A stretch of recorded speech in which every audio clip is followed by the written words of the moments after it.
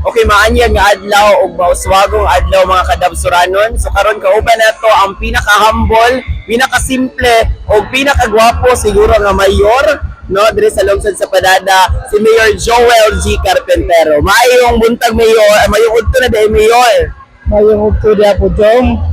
So Mayor, simple lang ako ang pangutana Mayor. Ganiha nadungog namo ang imuhang soma o ang imuhang speech no. So nakita namo nadagan kay mga proyekto no sa panahon nimo nga bisan pa man nga sa kagamay nga panahon daghan kay mga proyekto. So unsa kini ka maayong balita Mayor para sa tanang Padadawenyos o para sa mas mauswagon pa nga Padada? Thank you kayo Jom no.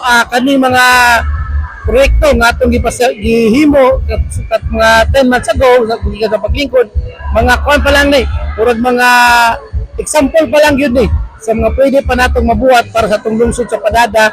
And we're aiming for excellence good, no? Maskin ginagmay pero kanunay ta nga nagaw-na ug sa pa mga development nga atong mahatag sa atong lungsuranong mahal nga taga Padada. Unsa man imong mensahe sa mga Padadawenyos Mayor sa inline sa 77th araw ng Padada?